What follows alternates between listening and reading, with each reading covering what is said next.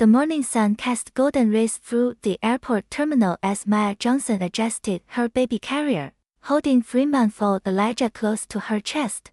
She moved through the boarding line with quiet dignity, her nurse scrubs still bearing the hospital's logo from her overnight shift. Today's flight to Atlanta would reunite her with her mother after months of separation. Boarding pass, please, the gate agent smiled warmly. Maya handed over her ticket, bouncing Elijah gently as he began to fuss. The agent's expression softened. He's beautiful. Safe travels.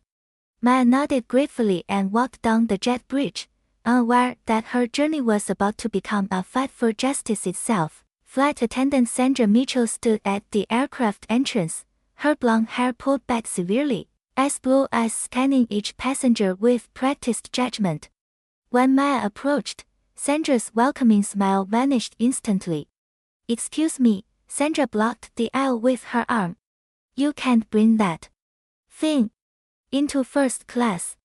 Maya blinked, confused. I'm sorry, what thing? That baby. It'll disturb our premium passengers. You need to move to the back. Maya's heart raced, but she kept her voice steady. My seat is 3A. Here's my boarding pass.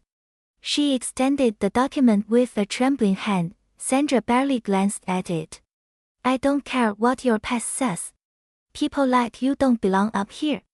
Take your crying baby and find somewhere else to sit. The words hit Maya like physical blows. Other passengers squeezed past, their eyes averted, pretending not to witness the humiliation unfolding. Ma'am, I paid for this seat, Maya said, her voice stronger now. I have every right to. You have no rights here. Sandra's voice rose sharply. I'm the authority on this aircraft, and I'm telling you to move. Elijah sensed his mother's distress and began crying louder. Maya rocked him gently, trying to calm both herself and her son. Please lower your voice, Maya whispered. You're scaring my baby. Without warning, Sandra's hand flew through the air, striking Maya's cheek with a sharp crack that echoed through the cabin. The slap sent Maya stumbling backward, her grip tightening protectively around Elijah. The entire first-class section fell silent. Passengers froze in their seats, shocked by the brutal display of racism and violence they had just witnessed. Maya's cheek burned, tears forming in her eyes, but she refused to break. She had faced discrimination before, but never anything this vicious, this public. How dare you put your hands on me, Maya said, her voice steady despite her shaking hands. Then something unexpected happened. From seat 1A, a tall black man in an expensive navy suit rose slowly. His presence commanded immediate attention as he walked toward the confrontation, his footsteps deliberate and purposeful. Sandra Mitchell, his voice carried the weight of absolute authority. Employee number 4792. Hired 3 years ago. Currently on probation for previous customer complaints. Sandra's face went pale as recognition dawned. Mr. Thompson.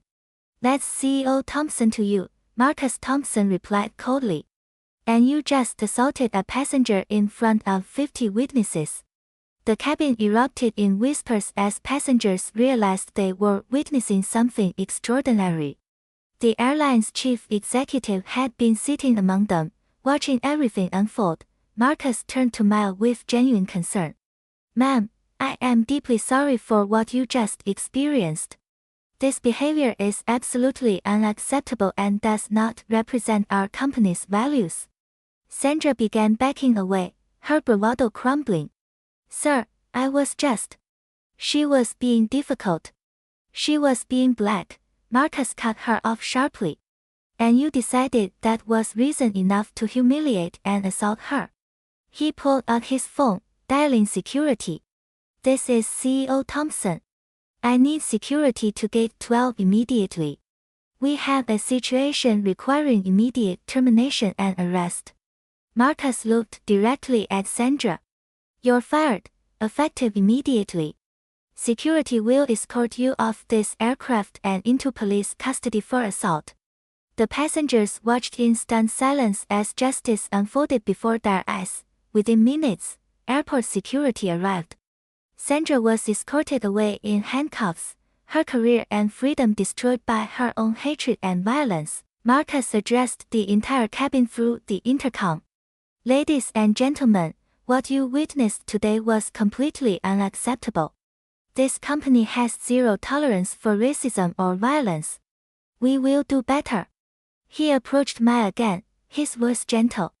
I'd like to personally ensure you receive first-class service for the remainder of your journey. Your son is welcome here, as are you. Maya wiped away her tears, holding Elijah closer. Thank you, she whispered. Thank you for standing up. As the plane prepared for takeoff, other passengers began approaching Maya, offering apologies for their initial silence and expressing admiration for her strength. The atmosphere had completely transformed from one of hostility to solidarity. Marcus announced new company-wide diversity training and a zero-tolerance policy for discrimination. Maya's courage had sparked a movement that would protect countless future passengers from similar treatment. Little Elijah slept peacefully in his mother's arms as the plane soared toward Atlanta, carried by winds of justice and hope.